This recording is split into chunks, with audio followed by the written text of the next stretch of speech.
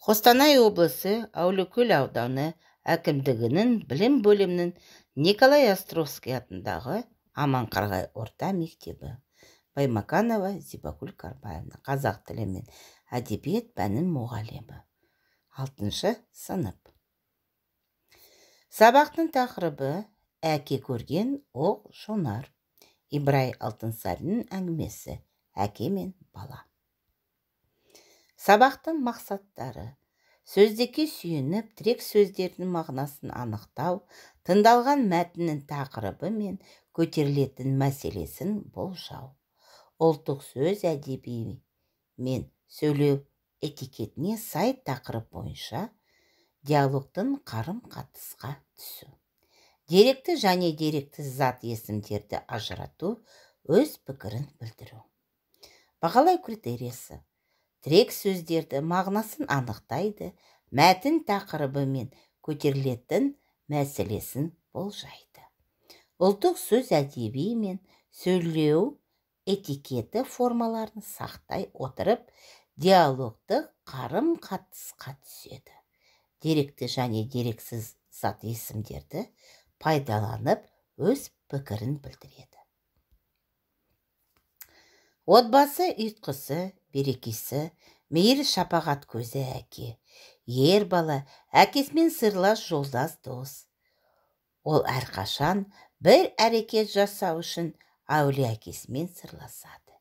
Ер баланың өсіп, жетіліп, өз алдында жеке тұлға болып қалыптасуына, қоғамдағы өз орнын дұрыс табуына әкенің атқарар еңбегі ерекше.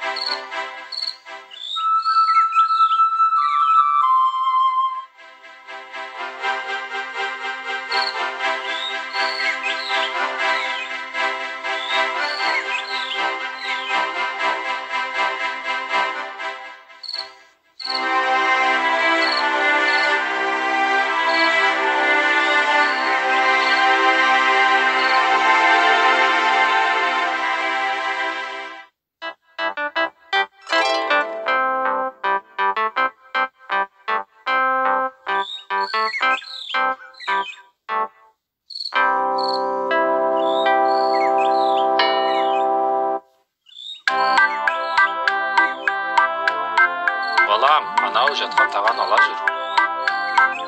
Ой, әке, мынау сынып қалған ескі тағаны алып қайтеміз.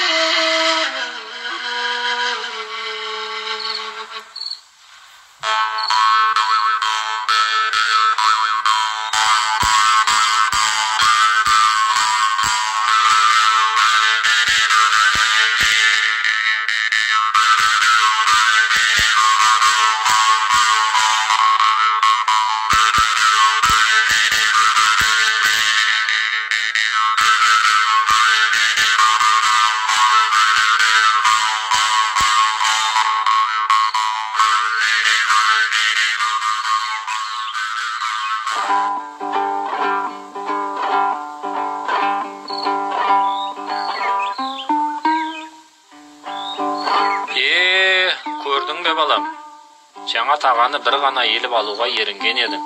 Енді сол тағаға алған құрман аламын деп, бір еңкеюдің орнына 10 еңкейдің. Мұнан бұлай есіңде болсын балам, аз жұмысты қиын сынсаң, көп іске тап боласың.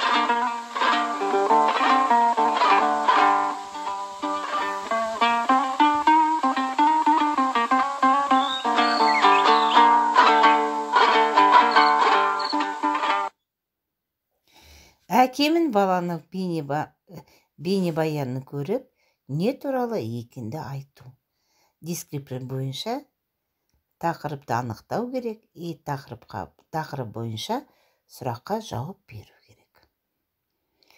Сұрақтар: әкесі жолдан не тауып алды? Бала тағаны алды ма? Әкесі тағаны кімге сатты? Әкесі не сатып алды? Бала шиені қалай жеді? Әкесі баласына не деді? Мақал мәтелдердің мағыналарын түсіндір, деректі және дерексіз зат есімдерді тап. Ережені қайталайық. Зат есімдер мағынасына қарай деректі және дерексіз зат есім деп бөлінеді. Деректі зат есім көзбен көріп, қолмен ұстауға болатын заттар мен құбылыстардың атауы. Мысалы, тас, қалам, дәптер, сия, терезе. Деректі зат есім сөзбен қарап, қолмен ұстауға келмейтін, оймен, ақылмен ғана сезіп білетін ұғымдардың атауы. Мысалы, қайғы, арман, сана, реніш, жамандық. Кесте бойынша орындау керек. Мақал мәтелдер: деректі зат есім, дерексіз зат есім. Мысалы, әкеден ақыл, ақылдан мейірім. Деректі зат есім әке, ана. Деректі зат есім ақыл, мейірім.